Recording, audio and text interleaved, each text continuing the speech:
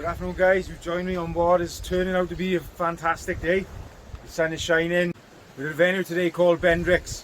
Up to the left of me is a nice ledge which you can fish when the tide is a bit bigger.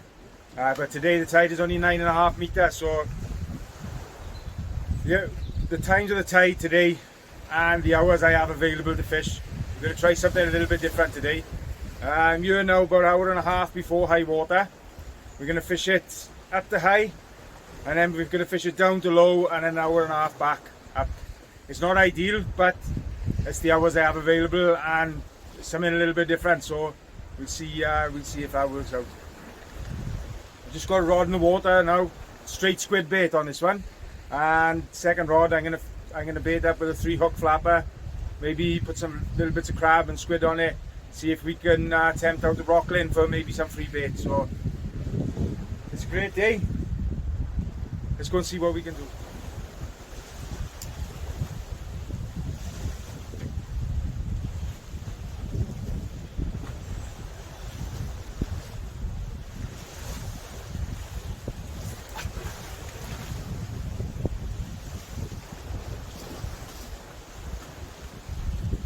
In the Bristol Channel, guys, most of our fishing is done on scent.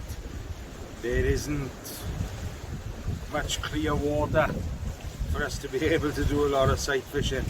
Maybe the further west you go, you can go and use lures to target bass, but generally this far up the channel everything is scent. I've got a few favourite baits I like to use. Crab is one of them, but today primarily going to be using fish baits, and mackerel is definitely my favourite fish bait to use in the channel.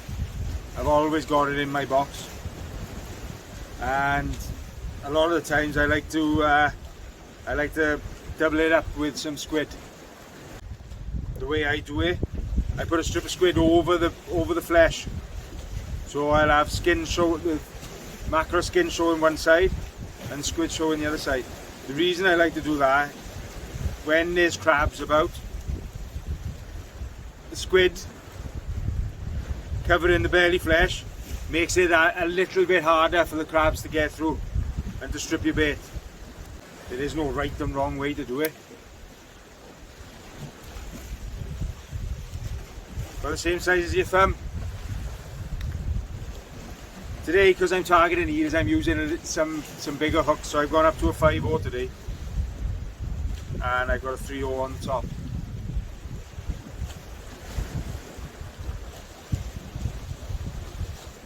I'll always put the hook through the squid side.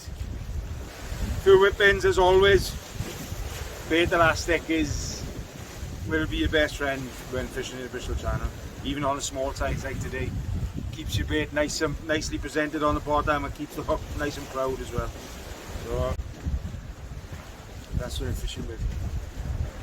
Hopefully that's a bait fit for a conger eel or any other fish that wants to take it. Hopefully. Let's get this out there now, and fingers crossed they can hook us into the first fish of the session.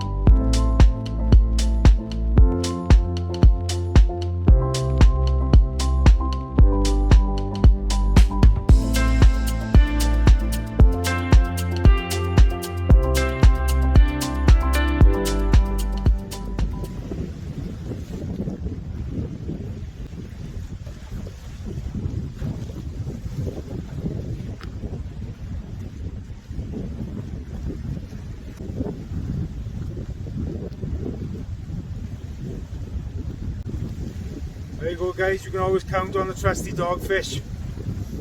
He's absolutely swallowed that down, so I'm going to have a little bit of a job to get that out. But he beats the blank. We get the rod back out now, and hopefully we can get into an eel or something else. But it's a fish, so it's what we came here to catch. I just got snagged up and cut off, guys, so it's a good opportunity for me to show you the shock leader knot that I use. That's a variation on the spider hitch knot.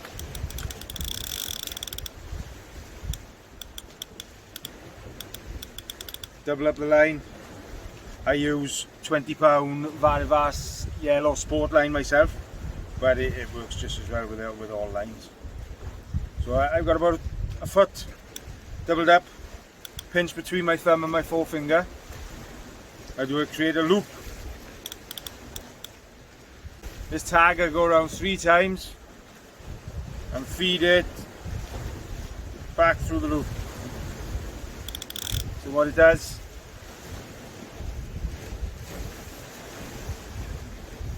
you then create like a bow on your line. A little bit of lubrication. You need to pull it down nice and even, so all parts of the knot tighten in. When you get to there,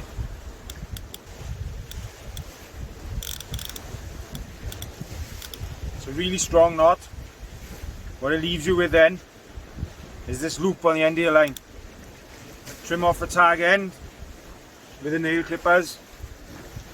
Great little tool for making sure that your knots are as tight as possible and you've got nothing hanging out.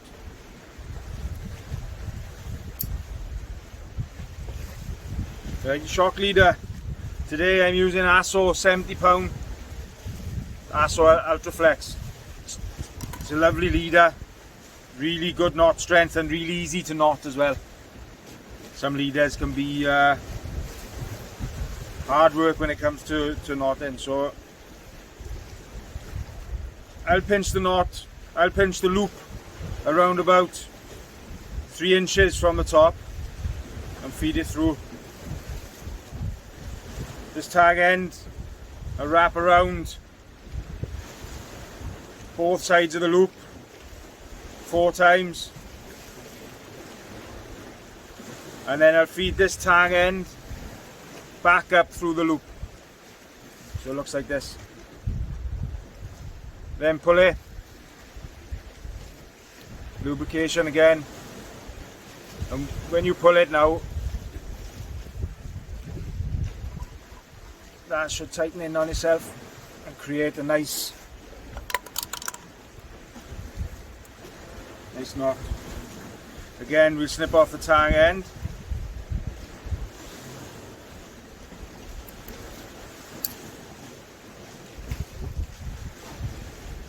Then what you're left with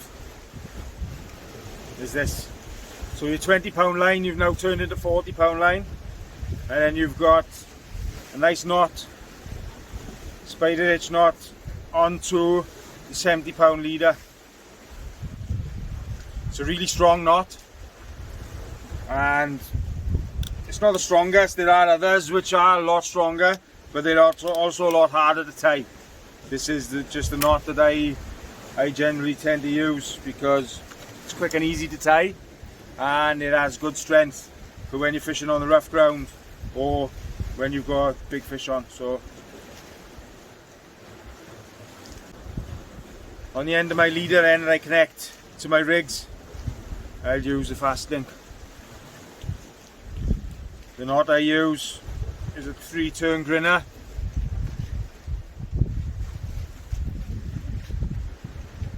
A 4-inch tang, pinch between my forethumb and my forefinger and my thumb. I come around the line 3 times. Then this tag comes through the loop,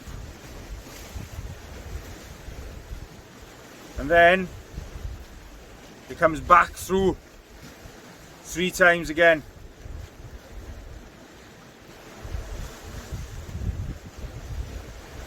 So you're left with that.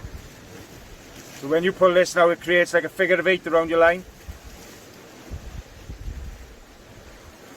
Bit of lubrication as always. Pull it a little bit taut, and then when you pull it down on itself, what you're left with then is a bit of a honeycomb shape, like a beehive. This one I don't clip off all the way usually. I'll only do it, I leave about maybe a mil or mil and a half overhang out of the knot, just because if it isn't quite secure, when it pulls, it can tighten on itself. Right, I've just sent the last cast out there now, guys. Baited with crab. It's been a really slow day. Nothing to show for it other than that one dogfish. We've thrown absolutely everything at it. 3 hookers, pulleys, squid, mackerel, crab, lawns, sand eel. We've thrown everything at it. Unfortunately, the fish doesn't seem to want to take anything we throw out there. So we're going to give it another half hour now with this cast, and fingers crossed we'll have a fish to show for it.